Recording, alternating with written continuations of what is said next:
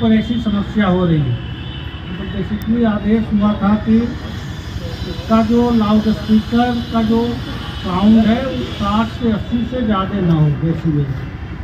सभी धार्मिक संस्थानों से और जहाँ भी लगे थे लाउड स्पीकर उतरवाए गए, मिनिमम 1 कर दिया गया। बताया गया कि इसकी साउंड इतना रखें कि परिसर के अंतर्गत भी जो लोग सुन पाए। इस वक्त की बड़ी खबर जनपद मुरादाबाद से आ रही है और आप देख रहे हैं आरके न्यूज 10 चैनल। अब रात में 10 बजे के बाद नहीं बजेगा बैंड और डीजे। प्रशासन ने जारी किया आदेश। बिलारी कोतवाली परिसर में शुक्रवार को अमन कमेटी की बैठक का आयोजन किया गया, जिसमें ग्राम प्रधान, वार्ड सभासद, ग्राम चौकीदार, मंदिरों के महंत, मस्जिदों के मौलाना एवं नगर के सम्मानित व्यक्तियों ने भाग लिया। बैठक में क्षेत्राधिकारी राजेश तिवारी, कोतवाली प्रभारी सत्येंद्र सिंह ने प्रशासन द्वारा जारी की गई गाइडलाइन की जानकारी देते हुए बताया कि अब रात्रि 10 बजे के बाद बैंड या डीजे नहीं बजेंगे। इसके अलावा कम आवाज पर डीजे या बैंड बजाए जाएंगे। मंदिर हो या मस्जिद, एक लाउड स्पीकर लगाने और कम आवाज में बजाए जाएंगे। रात्रि में 10 बजे के बाद डीजे बजाने पर मैरिज होम स्वामी और डीजे स्वामी पर कार्यवाही की जाएगी। 10 बजे के बाद बजने वाले बैंड या डीजे, मंदिर या मस्जिद पर एक से अधिक लगे लाउडस्पीकर, अवैध रूप से नशे का कारोबार कर रहे लोगों की शिकायत करने वाले व्यक्ति का नाम व पता गोपनीय रखा जाएगा। नगर में क्षेत्र के डीजे वालों को सुविधा प्रदान करते हुए क्षेत्राधिकारी राजेश तिवारी ने कहा कि डीजे का पैसा न मिलने पर हमसे शिकायत करे। पैसा दिलाने के साथ साथ उक्त व्यक्ति पर कार्यवाही भी की जाएगी। राजकुमार कश्यप की रिपोर्ट।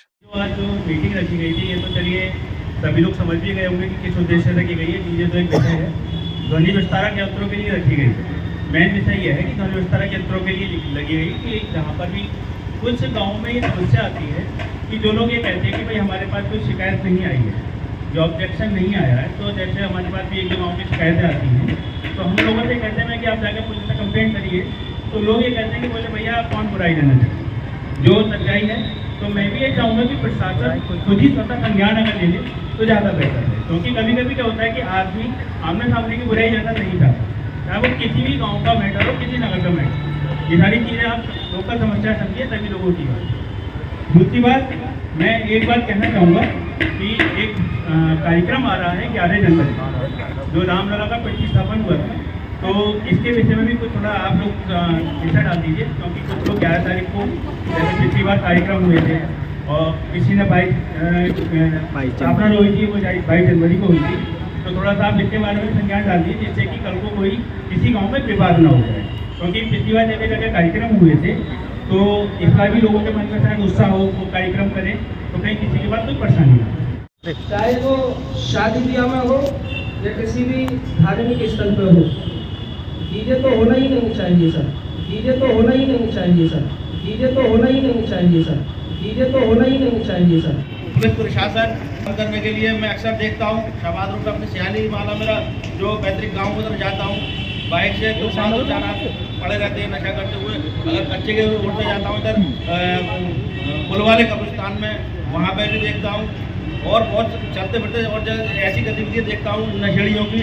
एक नशा एक ऐसी चीज़ है, पहले नशा का शौक करता है, उसके बाद घर में चोरी करता है, फिर बाहर चोरी करता है, और फिर वो बहुत बड़ा अपराधी बन जाता है। सबसे बड़ा इस पर हमें अंकुश लगाना चाहिए सर, ये मेरी रिक्वेस्ट है, ये मांग है मेरी। और मैं मस्जिदों में खासकर जो कमेटी आज की बात हुई है, मैं आपको ये बात बता दूं, जितने हमारे इमाम साहब हैं कसदन तरीके से मेरी बात को गौर से सुने कि ये बात साल 1.5 साल से लगातार कई बार मीटिंग हो चुकी है, और कई बार मैं मस्जिदों में बता चुका हूँ कि कुछ लोग उसमें ऐसे आते हैं कि हम उनसे कहते हैं चलो आज थाने में मीटिंग है, वो आते तो है नहीं, लेकिन वहाँ मस्जिद में पूरी हर तरीके की वो नेतागिरी फालतू बातें करते हैं। तो जिम्मेदार कौन? प्रधान और इमाम साहब। तो आप उन्हें मस्जिद में जुम्मे के दिन कसदन तरीके से ये बता दें कि हमारा नमाज का वक्त फिक्स है, टाइम है, तो जुम्मे के दिन टाइम भी बता दें, करें तकरीर के मौजूद है कि इस टाइम नमाज का वक्त है। और माइक को इतना ही लिमिट में बजाएं जो मस्जिद में आवाज़ आ जाए, और जो नमाज न पढ़ने वाला है आप उसको कितने डीजे बजा दो, कुछ भी बजा दो, उसे तो आना नहीं है, तो बाहर आप सुनाते किसे हो? मेरी ये आप कसदन तरीके से आपसे है कि इस चीज़ को लेकर इमाम और प्रधान को परेशानी बहुत आती है, क्योंकि हम जिम्मेदार पद पर तो हैं, तो हमारी भी समस्या है कि जब मीटिंग होती है तो जिम्मेदारों को बुलाया जाता है, हमारा काम है आगे बताना गांव में जाकर, लेकिन हम गाँव में बताने के बाद भी वो लोग नहीं मानते। कुछ ऐसे लोग होते हैं शरारती कि वो नया मुद्दा बना देते हैं उसे, तो मेरी इमाम साहब से गुजारिश है कि जुमे के दिन, अब तो आज निकल गया जुमा, लेकिन अब के जुमे को कोई भी तकलीफ ना करके इस मौजू को बोलें। एक तो 10 बजे तक जो है माइक जैसे मिलाद नहीं होती है गाँव में, तो 12 बजे 2 बजे तक उस जगह होता है, तो उनसे कहते हैं कि भाई इसका टाइम भी फिक्स कर लो कि हमें 10 बजे तक ही मिलाद पढ़नी है। हमने क्यों पढ़ा आगे, और मस्जिद में नमाज का वक्त का टाइम भी बता दें कि इस टाइम नमाज है और इस टाइम जो है आप लोग आओ, क्योंकि हम जो स्पीड से आवाज़ को करेंगे तो उस आवाज़ से कोई फायदा तो मिलना नहीं है। जिसे नमाज पढ़नी है चाहे आप बिना आवाज़ के भी आ जाएंगे सब लोग। तो मैं ईदगाह में भी सर आपको बताऊँ, मैं बता चुका हूँ, और मस्जिद में आदेश पत्र रखा है जिसके अनुसार ये मीटिंग चलाई जा रही है। ये सर्वोच्च न्यायालय का गाइडलाइन आया हुआ है। ध्वनि विस्तारक अपने सिद्धार्थ भाई ने बताया, मुस्कुराहट का कोई मोल नहीं होता, कुछ रिश्तों का कोई तोल नहीं होता।